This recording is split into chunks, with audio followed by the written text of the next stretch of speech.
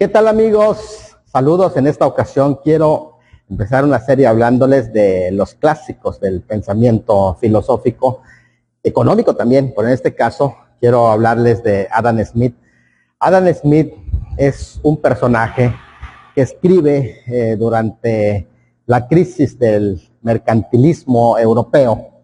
El mercantilismo consistía en el pensamiento de que las riquezas de una nación se basa en la cantidad de oro, plata o piedras preciosas que acumule el Estado para sí, y dependiendo de la cantidad se mide la riqueza de las naciones. Adam Smith va a revolucionar ese concepto que estaba afectando grandemente, llevando a la pobreza. En la parte, estamos hablando del siglo XVIII, y había afectado todo lo que es la parte de Europa.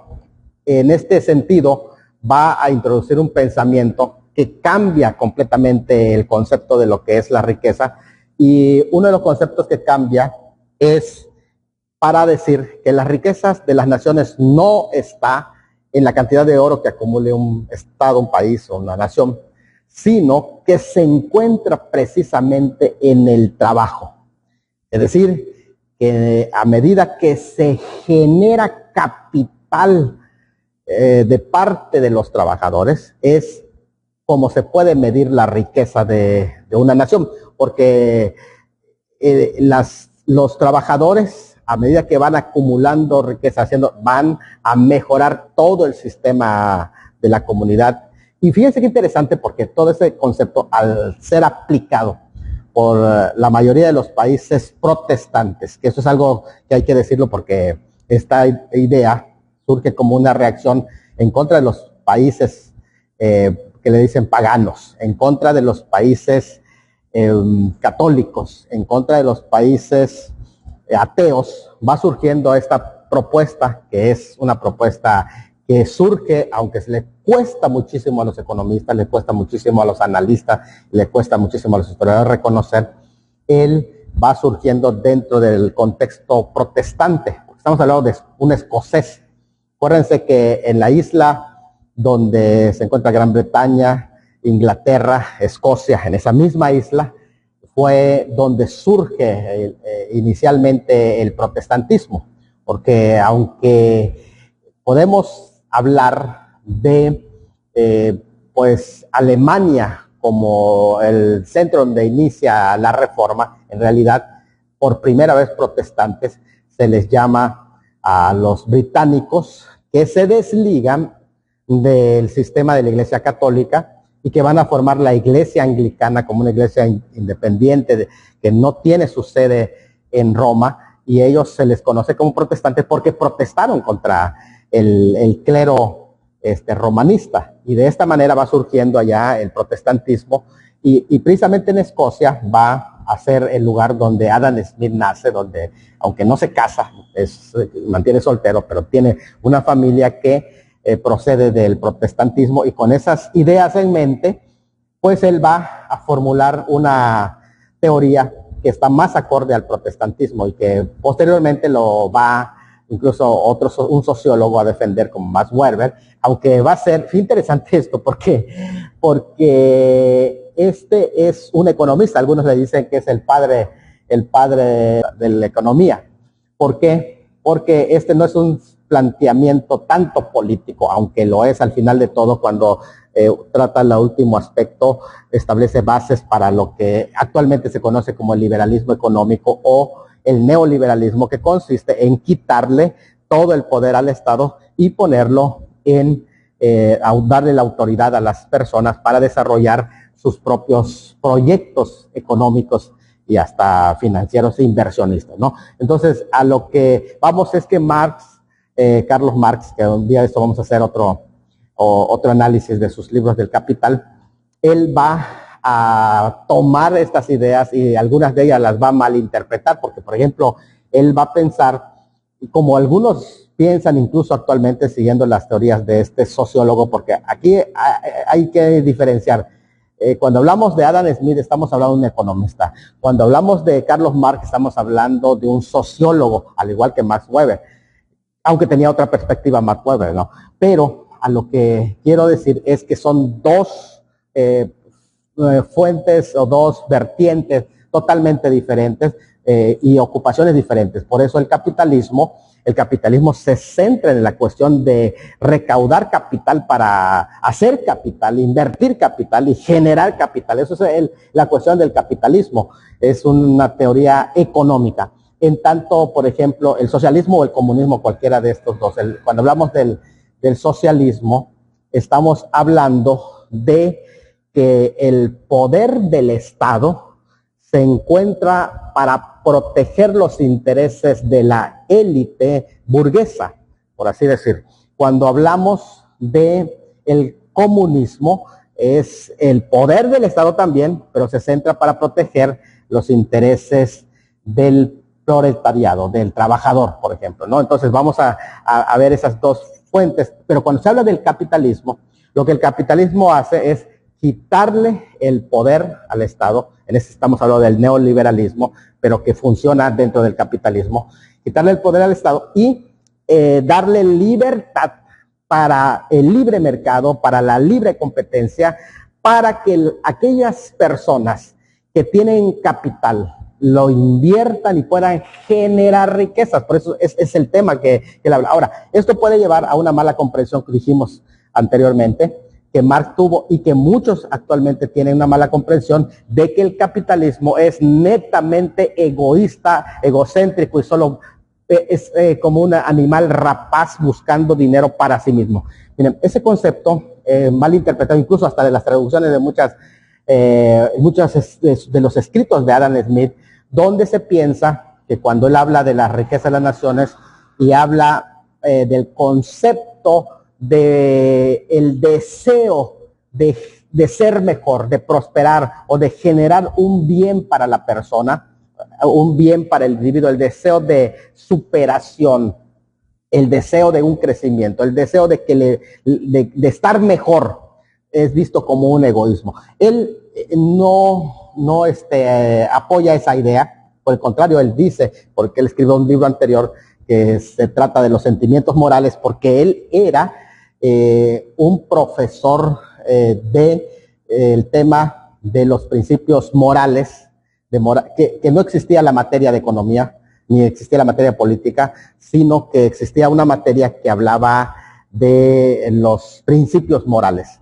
Y en ese sentido se hablaba de la importancia de la religión y la aplicación de esos principios a la vida natural, a la vida pública, a la vida en comunidad, a la vida política y a todo. Se aplicaban esos conceptos, de modo que no está hablando él, porque sería una contradicción si hablara de egoísmo en el tema de la riqueza de las naciones, cuando anteriormente él ha explicado en qué consiste esto.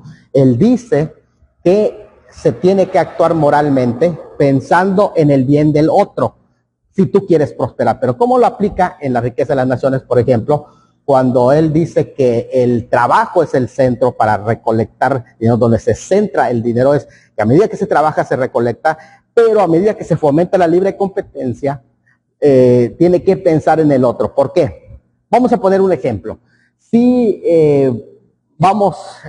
aquí de este lado venden alfileres y el otro también vende alfileres, él va a buscar producir por el bien del cliente un mejor alfiler en calidad. También le va a mejorar el precio y entonces eso va a generar que también lo haga pensando en el que le va a comprar, en el consumidor. De modo que pensando en el consumidor, que eso no, de alguna manera hay cierta forma de decir, yo quiero tu bien, y si tú buscas el bien del otro, vas a tener un cliente más. O sea, esa es la forma de pensar. Cuando tú buscas el bien del otro, puedes obtener también y crecer en tu empresa, porque vas a pensar en el otro. Eso es lo que él básicamente explica cuando habla de la riqueza de las naciones. No es un egoísmo por tal, sino que incluso piensa en el otro. De modo que cada empresario, cada inversionista siempre está pensando en el otro para que pueda desarrollar generar más riqueza.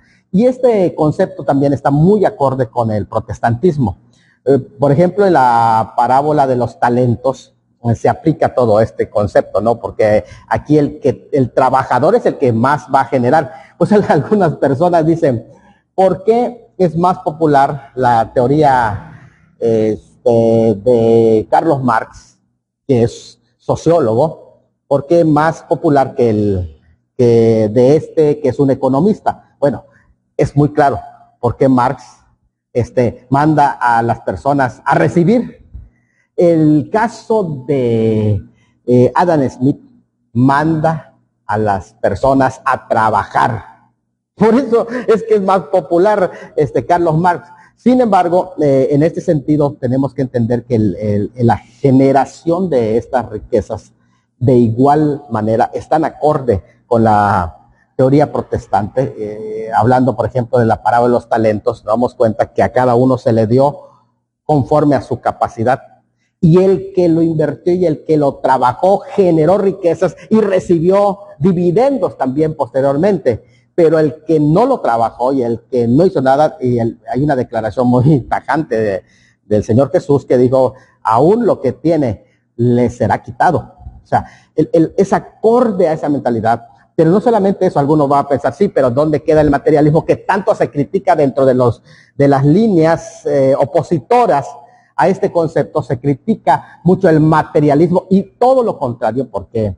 Porque aquí Adam Smith no se concentra en las riquezas por las riquezas, porque en ese caso, esa es la mentalidad, tanto comunista como socialista, la concentración de las riquezas en el Estado para que el Estado controle, pero no.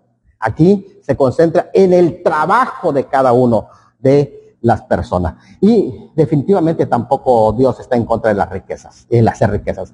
Cuando entran a la tierra prometida hay una advertencia en Deuteronomio capítulo 8, por ejemplo, ¿no? Y se le dice, cuando entres a la tierra que Jehová tu Dios te da, cuídate y te vengan riquezas, porque Dios te da capacidad para hacer las riquezas. Entonces la riqueza no es algo que está peleado, o sea, el concepto de que los ricos se van al infierno, eso no es un concepto bíblico.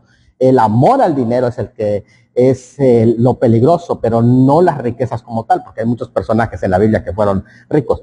Aquí en esta temática que es muy interesante, lo que hace el autor en el último capítulo del libro, La riqueza de las naciones, lo que él hace es poner tres funciones del Estado. Número uno, el Estado lo que tiene que hacer, dice él, es no solamente permitir que los inversionistas hagan esto, sino que permitir que lo hagan bajo una protección, para que no sean vandalizados, por así decir, en el interior dentro del Estado. O sea, el Estado lo que tiene que proveerles es seguridad de que van a hacer una labor de invertir, de trabajar, de funcionar para hacer riquezas, pero el Estado debe proveer esa seguridad. Segunda función del Estado es proveerle espacio para competir con las desde afuera, que desde afuera no nos ataquen nuestro producto, no nos subyuguen desde afuera. Y en tercer lugar, que las organizaciones, instituciones o leyes que forme el Estado sean solo aquellas que sirvan para impulsar a estos personajes que son los trabajadores y que van a hacer bien su labor. Bueno, con eso se va abriendo el espacio para trabajar. Acá hay un interesante que se llama, donde muchos han tropezado en una alegoría que él utiliza y que lo menciona una sola vez en este libro, que es de la riqueza de las naciones, que se llama la mano invisible. Esa mano invisible es el concepto que él ha manejado. No se trata de que la élite controla o que muchas ideas que se han tenido porque no se lee el texto, sino que se trata de todo el fomento del concepto del trabajador. Si todas las condiciones se arman para que esto active, esa mano invisible va a hacer que por sí solo se vaya generando riqueza. Yo también me atrevo a decir que dentro de esa mano invisible, cuando nosotros generamos el contexto para que eso suceda, entra la bendición de Dios. Entonces, me parece que esto es algo súper interesante. Espero que les sirva. Voy a esperar comentarios. ¿Qué les parece ese tipo de reflexiones? Y si es así, veo que les llama la atención, podemos ir subiendo otros comentarios sobre el capital de Marx, por ejemplo, y también sobre Max Weber. Que Dios me los bendiga. Saludos.